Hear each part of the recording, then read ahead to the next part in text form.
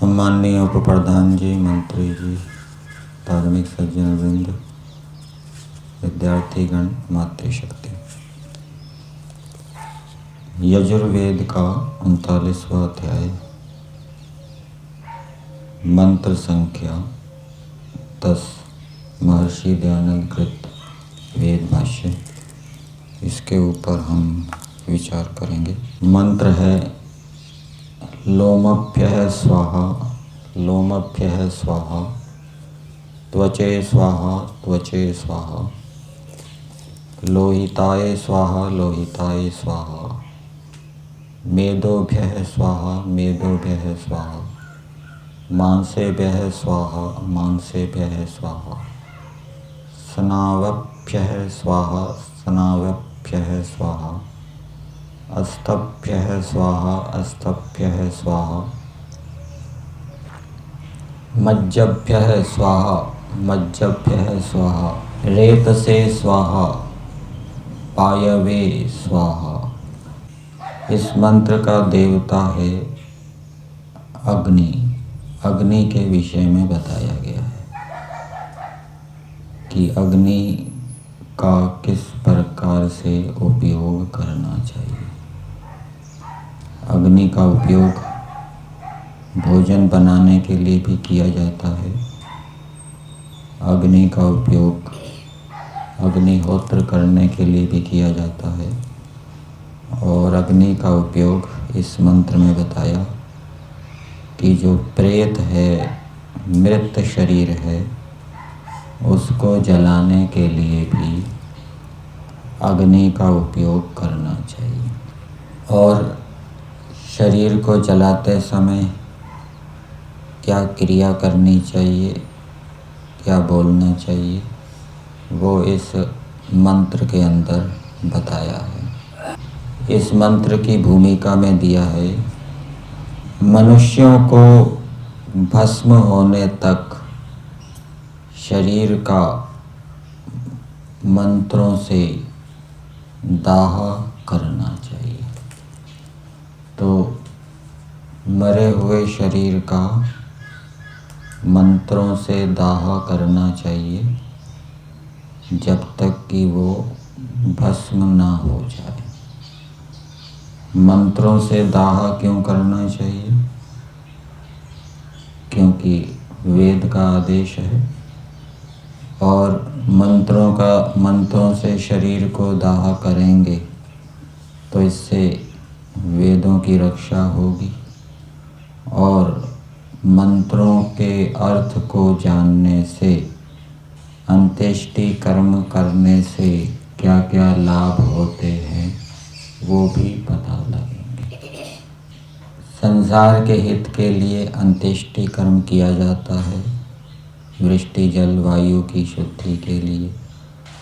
ईश्वर की आज्ञा पालन होता है, इससे ईश्वर प्रसन्न होता है, ये इसके लाभ है।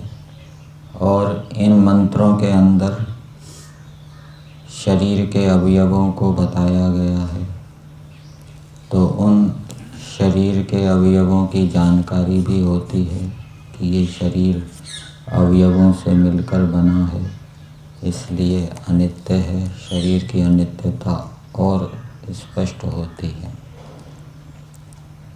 इस मंत्र के भावार्थ में दिया है, हे मनुष्यों, जब तक लोम से लेकर वीर्य पर्यंत उस मृत शरीर का भस्म ना हो जाए तब तक घी और ईंधन डाला करो। तो जब तक भस्म ना हो जाए तब तक मंत्रों से घी और ईंधन डालते रहना चाहिए। अब मंत्र के पदों को देखते हैं पदार्थ के माध्यम से। लोमभ्यः स्वाहा, लोमभ्यः स्वाहा। दो पदों को दोबारा बोला जाता है, इसको अभ्यास कहते हैं। और यदि अभ्यास निरर्थक है तो उसको पुनरुक्त दोष कहा जाता है। और यदि अभ्यास सार्थक है तो उसको अनुवाद कहते हैं। अभ्यास सार्थक अथवा निरर्थक लोक के अंदर भी होता है, लेकिन वेदों के अंदर जो अभ्यास मिलेगा वो सार्थक ही मिलेगा, निरर्थक नहीं मिलेगा। इसलिए वेदों के अंदर कोई पुनरुक्त दोष नहीं है। 2 बार बोला है उसका विशेष प्रयोजन है। लोम शब्द का दूसरा अर्थ बताने के लिए दोबारा लोमभ्य स्वाहा बोला है। और ये जो अनुवाद है ये 2 प्रकार का होता है।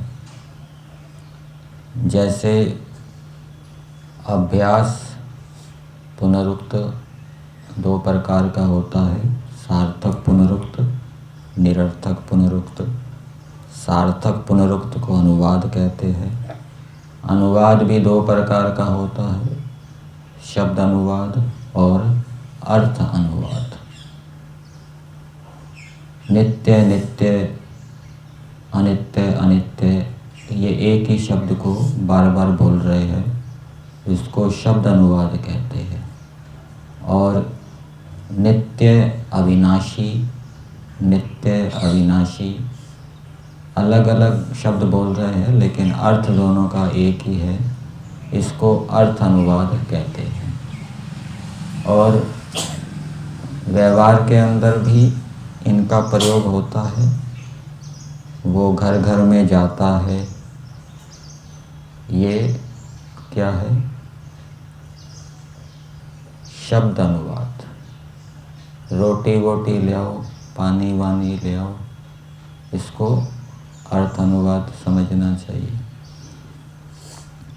तो लोम का अर्थ किया है यहाँ वेद भाष्य के अंदर त्वक उपरिस्थेभ्यो बालेभ्य, त्वचा के ऊपर जो बाल होते हैं उसको लोम कहते हैं। त्वचा से ऊपर बाल, सिर के बाल भी ले सकते हैं, क्योंकि यहाँ केश शब्द का प्रयोग नहीं किया, लोम का प्रयोग किया है। वैसे लोम तो हम उसको कहते हैं जो हाथ पैर आदि त्वचा के ऊपर होते हैं। आँखों के ऊपर भी जो बाल होते हैं उनके लिए अलग शब्द का प्रयोग आपको मिलेगा। तो सभी बालों का ग्रहण करना चाहिए। त्वचा से जो बाल निकलते हैं, त्वचा के ऊपर जो बाल होते हैं, उनको भस्म करने के लिए स्वाहा ये हम आहुति देते हैं। फिर दूसरा लोमभ्य का अर्थ किया है नख आदि भय। ये भी त्वचा के ऊपर होते हैं, नाखून भी त्वचा के ऊपर निकलते हैं। तो नाखून आदि को भस्म करने के लिए स्वाहा ये हम घी ईंधन की आहुति अग्नि में डालते हैं। फिर आगे है त्वचे स्वाहा, त्वचे स्वाहा। त्वचा शरीर का आवरण होता है, शरीर को ढकने वाला होता है, शरीर की रक्षा करता है।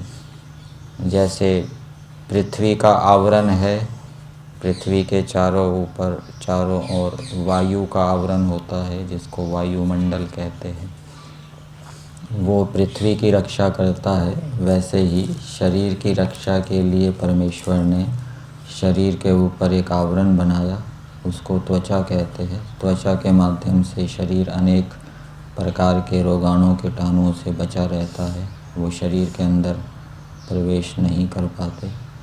तो उस त्वचा को भस्म करने के लिए स्वाहा ये आहुति देते हैं।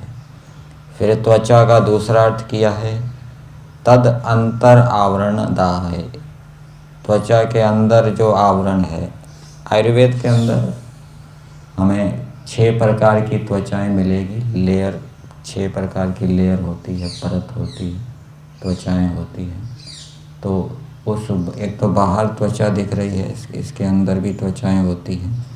तो उनको भस्म जलाकर भस्म करने के लिए ये आहुति देते हैं। फिर आगे है लोहिताय स्वाहा। लोहिताय स्वाहा, खून को लोही कहते हैं, लोहित कहते हैं।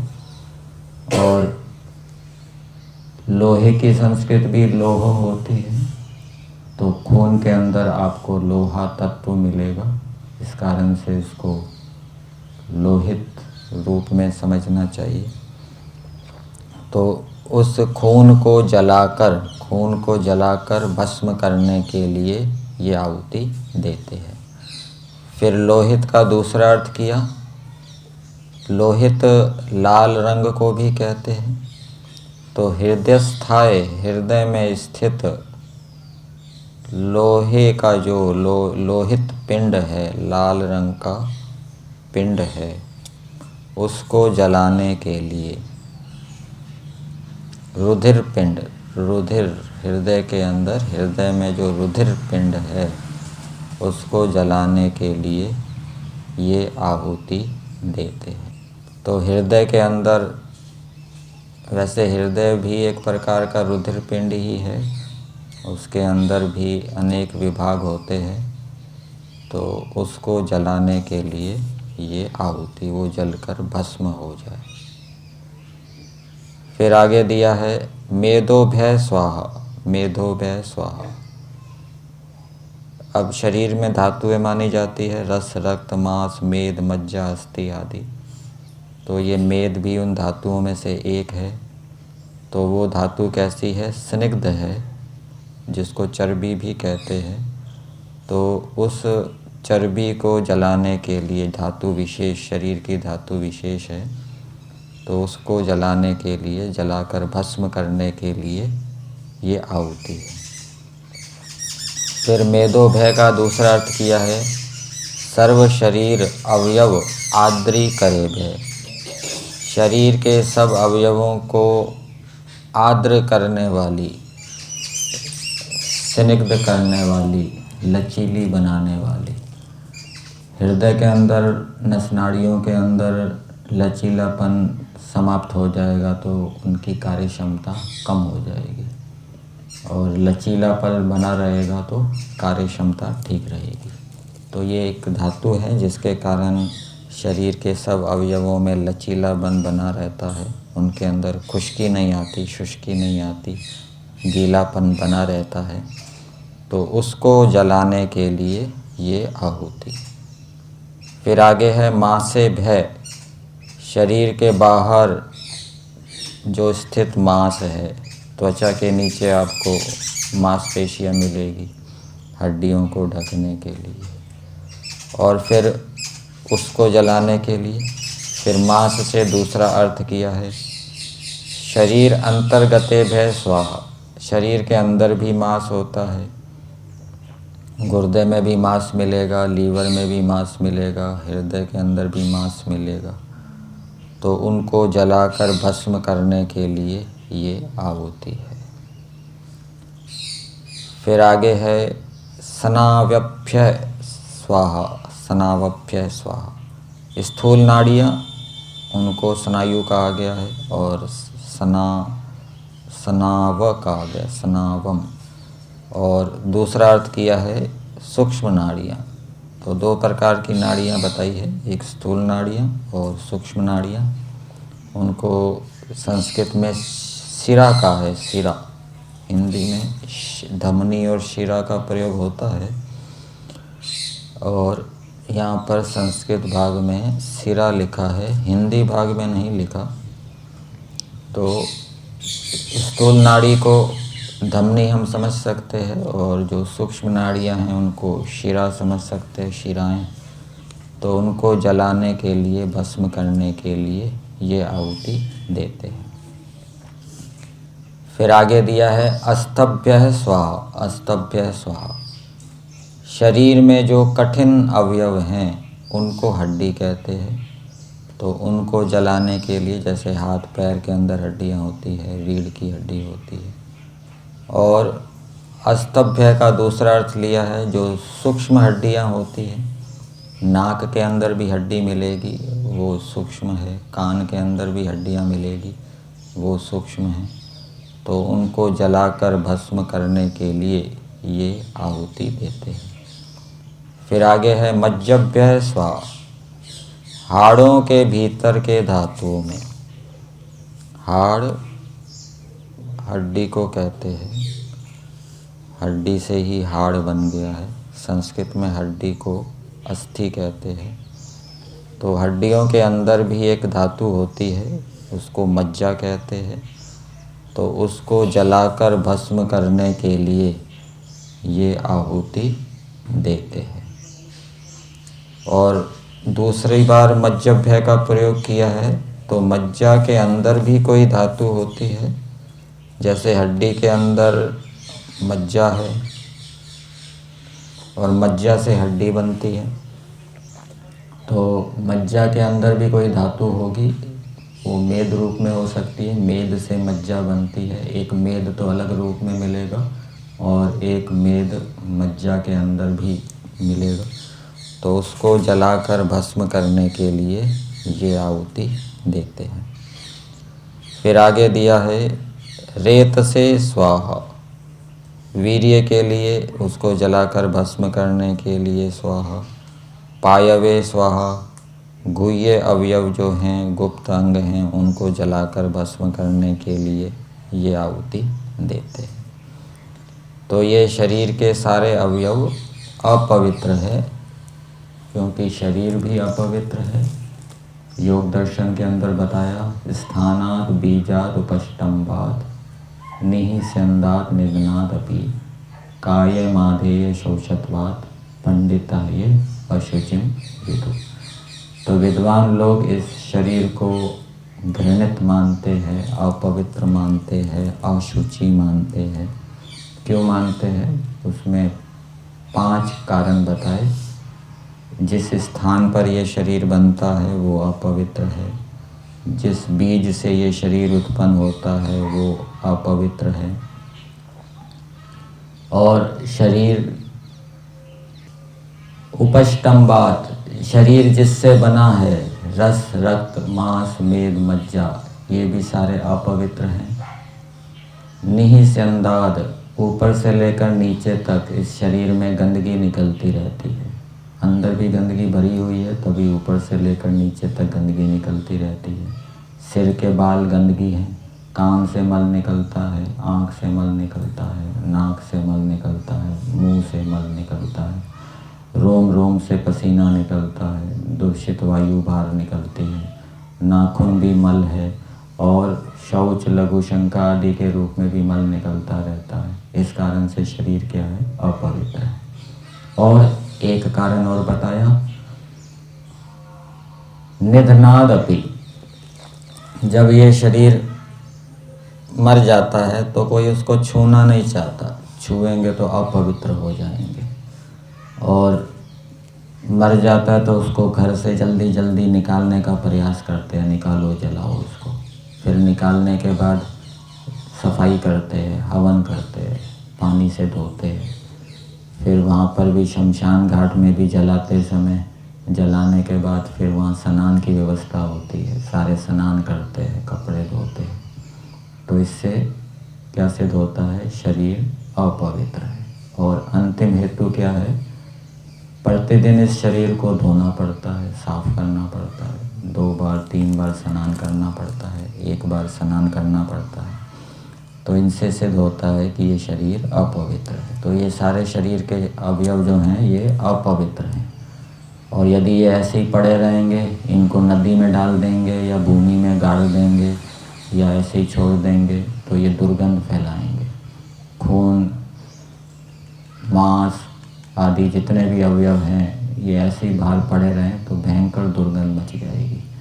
तो उसका उपाय, उस दुर्गंध से बचने का उपाय ये है कि विधि पूर्वक इस शरीर का होम किया जाए, दाह किया जाए, मंत्रों के माध्यम से, घी के माध्यम से।